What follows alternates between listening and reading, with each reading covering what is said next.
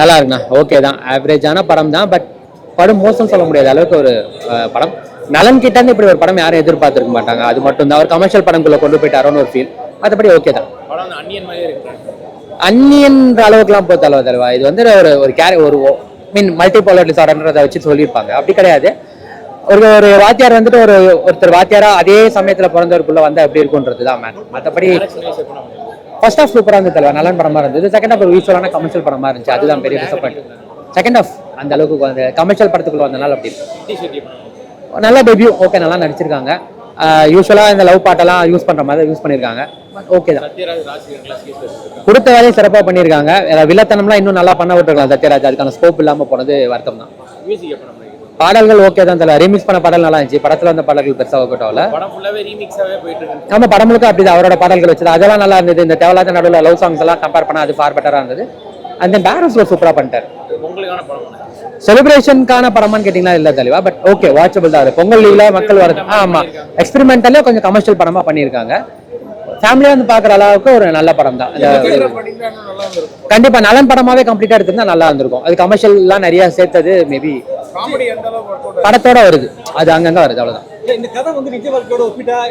நிஜ வாழ்க்கை நிறைய விஷயம் நடந்திருக்கு தான் தலைவர். பாலிடிக்ஸ்ல இந்த மாதிரி நிறைய விஷயம் நடந்திருக்குல்ல, அதை வச்சுதான் எடுத்திருக்காங்க. அதெல்லாம் ஒரு கற்பனையா இப்போ இப்படி வாத்தியார் மாதிரி ஒருத்தர் வந்தா எப்படி இருக்கும்ன்றதா கற்பனை. அது நடந்தா அதுக்கு நடக்க வாய்ப்பு இல்லைன்னு நம்மளுக்கே தெரியும் லாஜிக்கா. இல்ல, நம்பியாரா வரும்போது கெட்டவனா இருக்காரு. அவருக்கு நல்லதெல்லாம் அவசியம் கிடையாது. சோ கெட்டவனா இருக்கிறதுக்குள்ள உண்மையிலே நல்லா வந்தா அப்படின்றதுதான் அவ்வளவுதான்.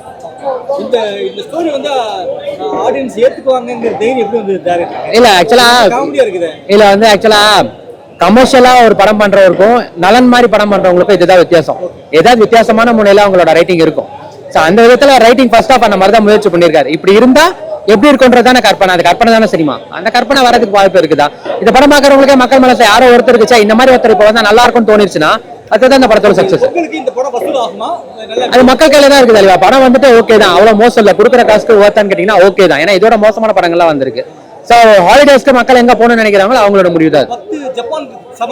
அப்படிலாம் இல்ல, ஜப்பானை விட ஒரு மோசமான படத்துல கார்த்தி இனிமே பண்ணவே முடியாது. அந்த மாதிரி ஒரு படம். சோ அப்படி பாத்தீங்கன்னா இந்த படம் அந்த அளவுக்கு மோசம் இல்ல.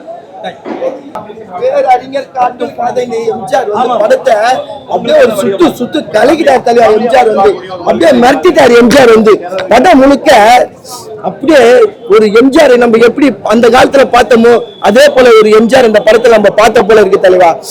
கடல் மேல் பிறக்க வைத்தான் எங்களை கண்ணீரில் அப்படின்னு ஒரு பாட்டை போட்டு எங்களை அப்படியே அழுக